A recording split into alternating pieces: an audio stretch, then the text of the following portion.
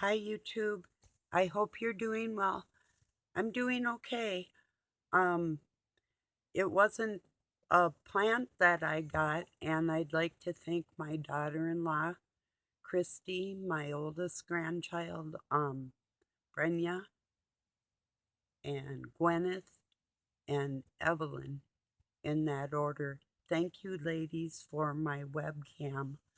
I watched a couple of videos this morning on using it and making I don't have enough subscribers on YouTube yet to be able to do a live stream. It used to be you could just do it, and I tried it one little time, but I can make videos with it, and you can use it, or I can use it over uh I think it's Microsoft Chat. I'll have to check into that. I have a webcam on my computer, but I'm going to hook this one up to that and see if the sound quality and the picture and everything is better. And I have to get a little different lighting anyway. So Doug had, well, it was an older light, but he broke his desk lamp, so um, I borrowed him. Well, he bought a new one, then gave it to me because I had borrowed him mine, and then I ended up giving him that one again because um, the another one went out on us. So yeah, I need to get a little more lighting, and then things will be better for that too. But yeah, so it's not a bad day. It's probably going to be about 70 degrees out. I haven't been outside yet. I did put some treats on the porch for my kitties, but yeah, the outside ones. So yeah. So thank you again, and like I say, I'll be probably using it. Yeah, I don't know. We'll see how it goes. I think it'll be okay. So sometimes new technology, it'll like stunt me at first, and but once I start using it, like back in the day, I was one of the only people that would actually set their VCR time, the time on the VCR. If you younger people don't know what a VCR tape was, that was before CDs, you know. So yeah, yes, I'm from the record era. As a matter of fact, when I was a little kid, I had a Victrola from the 1400s, and it literally had records. I think I had one record to go with it, but yeah, um, it was pretty cool. It was like Phoenician waltz or some or it was a Victorian Victrola from that era, and probably Spanish in origin. I'm not sure though. I can't really remember for sure. But yeah. So what you do is like you'd wind it up, and then when you put the player needle down on the record, it was like self-propelled. It would just keep going by itself, like the music boxes. So I hope you all enjoyed them. If you like them, I've got more, and I can send you more. I have a music box collection. So if you like them, let me know. So I sent a couple to your cousin Joya too, so when she was pretty little, you know. So anyway, so not a whole lot really going on here today. I don't really have any topics to talk about besides that, except um for if my daughter-in-law is watching this, and girls, it's time for you girls to plug your ears because Grandma's got some things to say, not for little ears, okay? So I love you very much and thank you again for my Mother's Day gift. Now scram. Thank you, Christy and girls. So, okay. Now I'm going to tell you about a couple things that happened to me on Facebook this morning. So just a sec, I'll light a cigarette. So I get on there. First thing I get is some guy. I don't know if he's mad at his girlfriend or what it was, but yeah, in a big black post, and it said, um,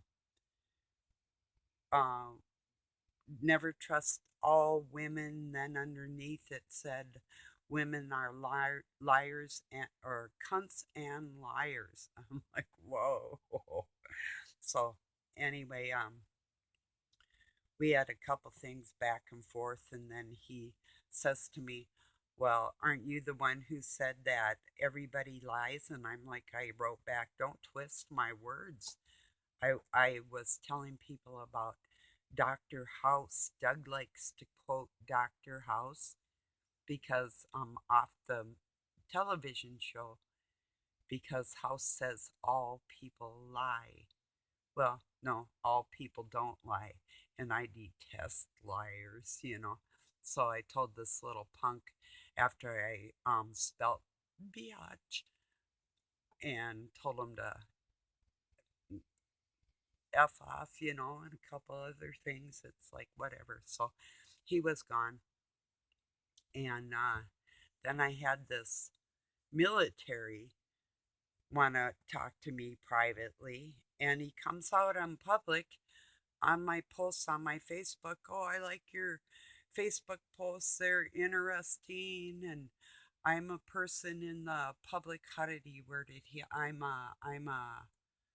Oh, shit. What did that creep say? I'm a public. Wait. Public official? I think that's how he worded it.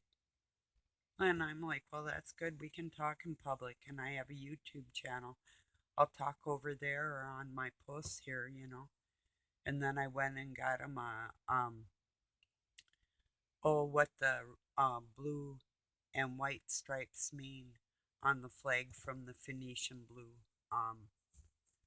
And brought that back over to him and told him I'd like him a lot better if he took his uniform off, and why I didn't like anybody affiliated with the state or the government at all, that I had been awarded the state, and I divorced Masons that worked for the state, and I had worked for the government a few different times too, and it's like, and so let take your uniform off, and uh, then we'll be friends, So anyway, these people. So anyway, just kind of a goofy morning.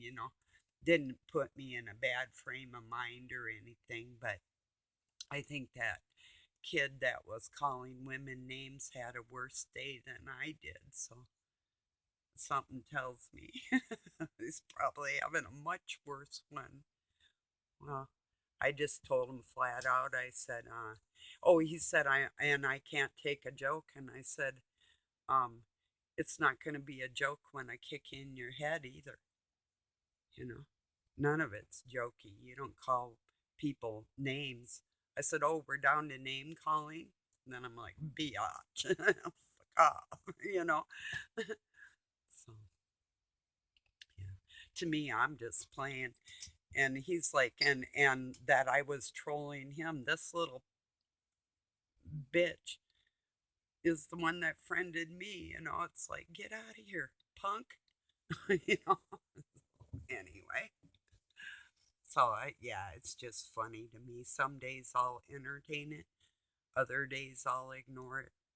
Well, today it was like, yeah, well, I'm gonna say how I feel. I mean, 'cause that's some awful strong language out of somebody like uh, um relatively the age of my sons, right before Mother's Day. It's like, yeah, come here, you need a spanking. you know,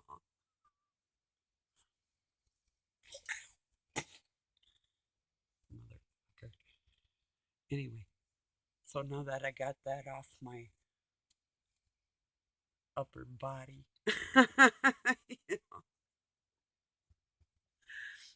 so anyway, yeah, some people are just creepy, and that's the way it is.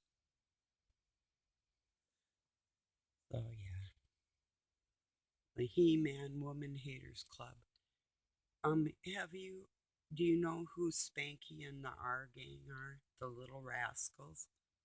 Black and white stuff from like the 30s and 40s, and I think the and 50s, but I think the 40s maybe. But yeah, they had a clubhouse um that was called the He-Man Woman Haters Club, and they were really best friends with this girl. Ironically, Darla. Hi, do you know who Darla is from Spanky and the R Gang? Yeah, Darla was their best friend. Curly light hair, and they treated her really pretty good outside of the clubhouse, you know. Then one time she got in there and took over as president, and it was just some good, really good old little movies that they made. So, and I did love going to church when I was a kid, but if I could stay home and watch the Little Rascals, I would have rather, you know. There was when I was a kid on the weekends, which was reruns for people like my parents. There was Spanky and the R Gang and the Bowery Boys. They were like a gang of hoodlums, or hoods, whatever. I think they were from New York. Could have been Chicago though. But yeah, a lot of my dad had once lived in Chicago because his father did, and I do not like that place. I'm not big on it, you know. No offense if somebody lives there or whatever, but I just found it to be really not just overcrowded but dirty, and it's not to anybody's. I mean, my uncle lives there still, but kind of on the outskirts more. So like, but just going down into the city is, I'm not big on that. Even in Minneapolis or wherever, the only city I can really tolerate. I used to love Minneapolis, but it's like everything grew. It's big, you know. But I like Duluth, Minnesota, and Superior, Wisconsin. They're like right across the river from each other, and then up um let's see, west of Duluth there's a place called, it's a newer city, really big, called Hermantown. I have a friend named Robin Henry Tees, the Robin's Hood channel. Um, he's got a lot of really interesting videos, and most of the time it's like a calming effect type of friend. You know, if you're interested in checking out his channel, he, like I said, has got some really, really good videos.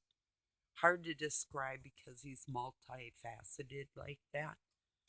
Um, but he's one of the people, like I say, if I consider somebody my friend, they have the Spirit of God in them, you know. Even if some of you I know don't really even realize it, I do. You know. So yeah, really good channel. Well, anyway, he was talking about something, he was watching some weatherman or something, and I don't know if it was in on the East Coast or wherever, but they were talking about the town of Henriette. I live 4 miles away from a town called Henriette. So actually, maybe three as the crow flies, you know. So Yeah, just kind of ironic.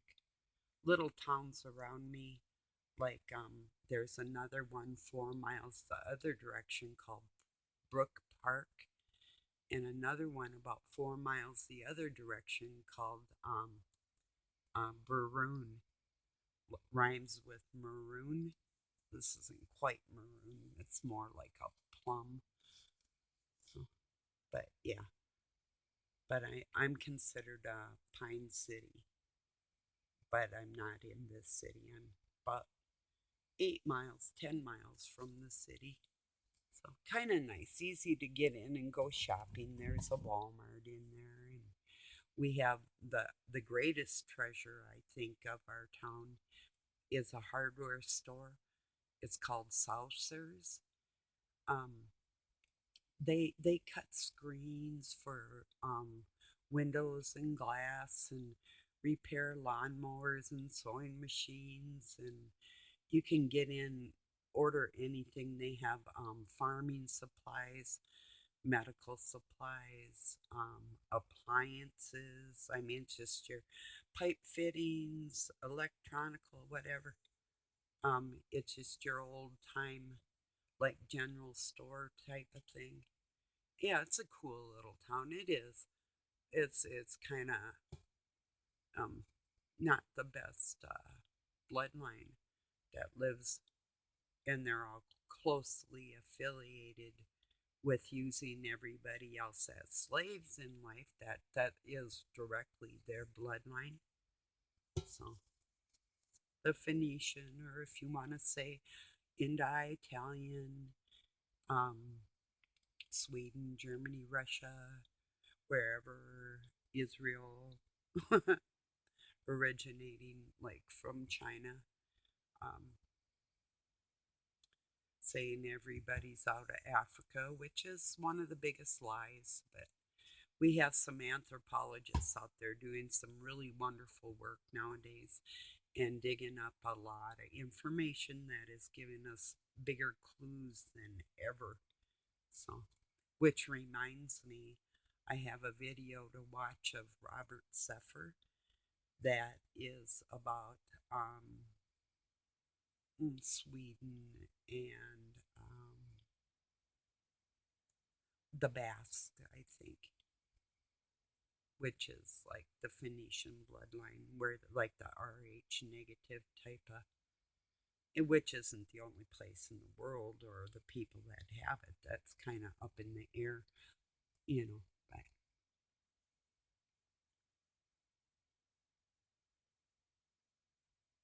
excuse me. Yeah, good old cold coffee. I was watching a Brucey's All live stream. Um, he's got some new equipment that he's going to be able to get up closer to view the sun. And he has a lot of wonderful moon videos, but he's been doing some astronomy on the sun lately and all its crazy activities. And I guarantee you, the way he does with his telescope and photography, and it's a 14-inch telescope. It's not tiny, it's huge. And he's got this new device that he's going to be putting on there. I do forget what he had called it, but I trust that he's going to get some really up close footage. And he's got the best lunar wave footage that I have seen. I've seen some other people that have showed that, but it's good. It's pretty good. But I mean, when you can get right up on the surface and see things, um, that's pretty important. Which I was thinking too, the stars that shine blue, or when we see like blue on the moon, like not inverted, like negative or anything, just a direct telescopic shot of what the natural colors are and stuff, and we see blue. I was thinking it was water, and then I was thinking of fire and blue being the hottest color in the flame. And then you have red, yellow, white, so white, yellow, red, or purplish and blues. Um, Maybe what I think is water on the moon is fire. Maybe that's lava that I thought was a waterfall in like maybe lakes or rivers or oceans. Maybe it's lava. And then that reminds me too, like when we see the sun, we see it as white or yellow, it appears, or orange. But if it's burning so flippin' hot, why do we see stars or what they would call like the blue kachina, blue or red kachina, but the blue, well, in both of them, technically, by their color spectrum, would be burning much hotter. So if we saw a blue star in the sky, maybe even if it's farther away, maybe it's far more massive and hotter than our sun. Could you imagine that? Maybe there's something behind the sun that's warming up the sun. I don't know. I'm just thinking out loud. I don't know. Have no clue. It could all be fake. I could be fake. I don't even know today. No. No, I'm pretty real, actually. Yeah, that would hurt.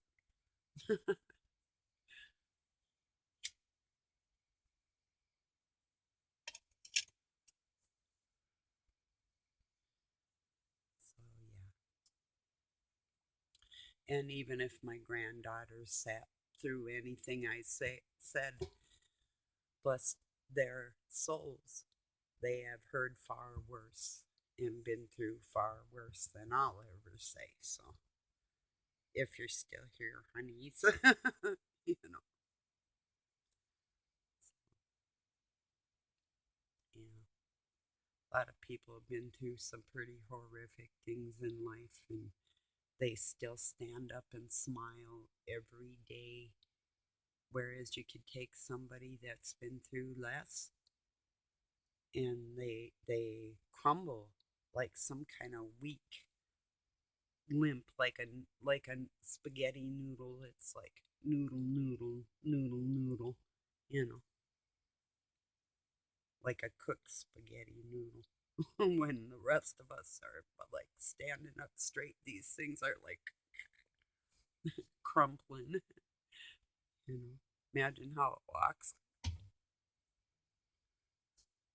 Yeah. Anyway,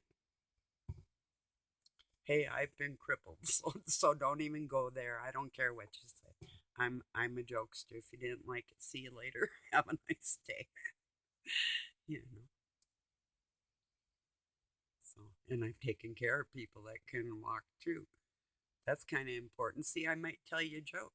What if you couldn't walk and I had to give you a bath? Would you appreciate my joke? Yeah, maybe not, but I wouldn't say it then either. So I'm not getting paid. I'm just joking. So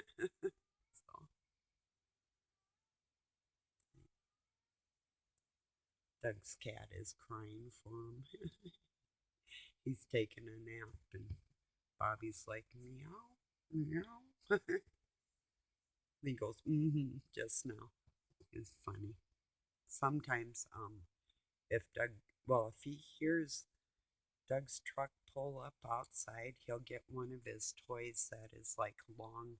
He's got, like snaky things or, um, a stuffed ferret and stuff like that. And he'll put them in his mouth like he's biting it and drag it around the house, screaming because he heard the truck pull up, but nobody come in. He loves that much. So yeah, him and that indoor cat that I brought in, Nellie. She gets a little jealous, and it's hard for Bobby too, because I brought him in when his mother died.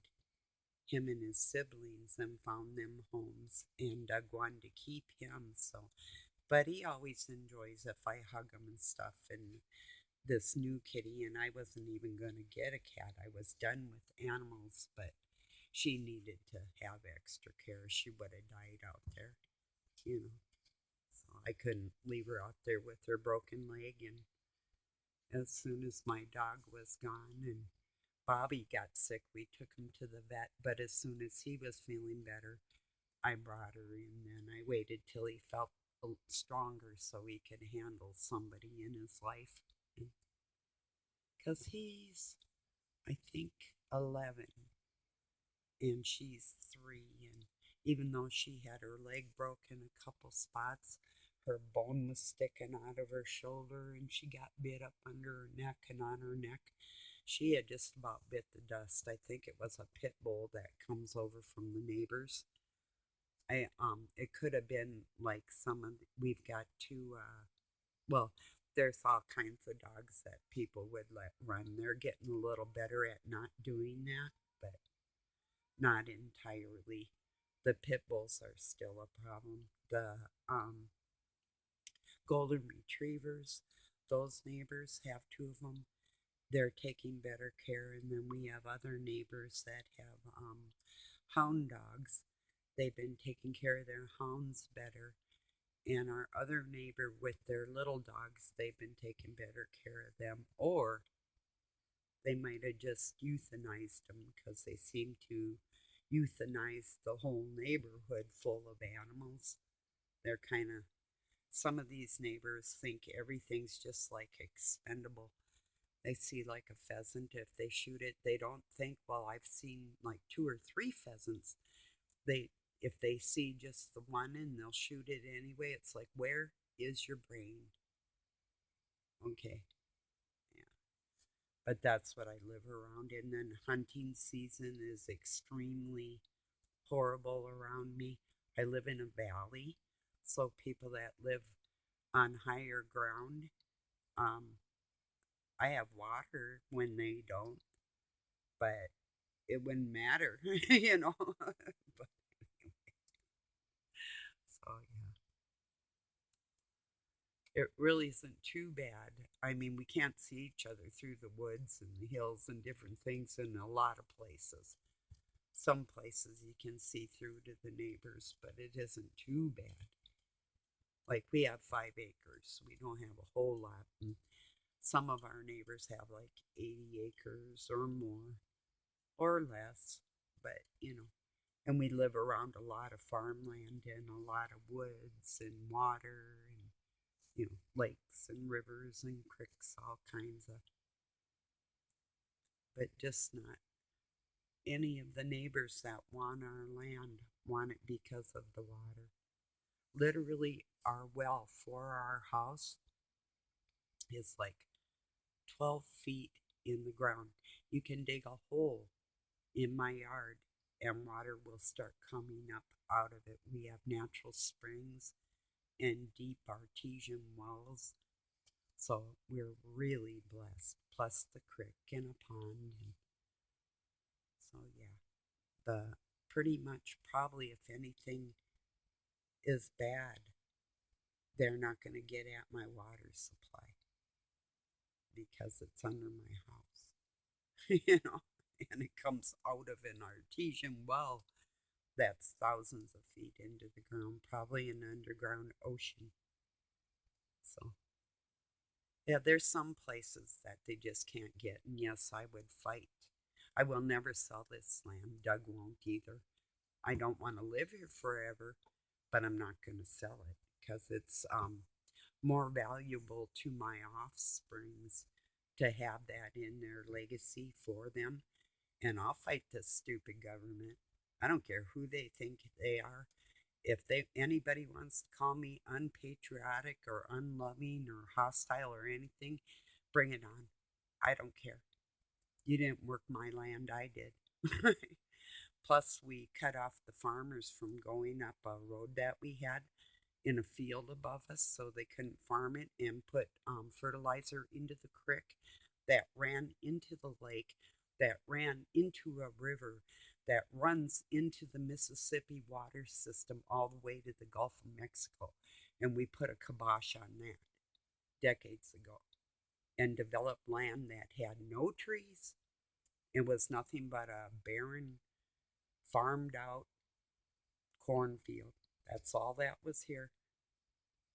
We put life in this property, and it took us decades and digging and pulling and chopping and you name it. So much hard work hauling in manure and with my horse. But I mean, even before my horse, we hauled in manure and wood chips and I mean tons, not just even to build up the road here to be able to walk out in our yard is a trip because of the moisture and everything. So yeah, we've got tons of work and tons of money into developing our property, and I quite frankly will either die or fight to the death anybody that tries to walk in and tell me I will own nothing and be happy. You will go your butt buddies and leave normal people alone, or we're going to take you out if we get a chance, and not to dinner. So put me in a room alone with Carl Schwab 1 second. He's not going to like it. I'll guarantee you his brain will hurt more than mine in the encounter, you know. And that's how I feel. So, and I don't care if you don't own a thing in this world, just to have some pig like that tell you something like that, he has no right. Because it's the people of the world that own the world, not just one trumped up, scuzzy, inbred society of thieves. You know, so yeah, I think I'll leave it there. I made my point.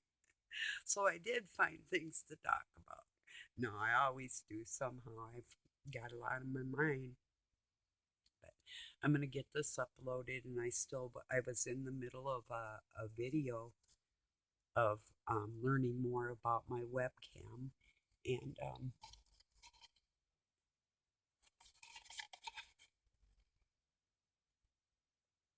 And so after I um, do some more studying on it, and I'll hook it up and get the software set on it and everything, and do a test run and let you'll know. There should be some kind of difference. So anyway, thank you for joining me, and thank you to my new subs, and I look forward to getting to know everybody better, and I enjoy talking to you, so thank you for being here. Have a good night or day wherever you're at, and God bless you. Peace.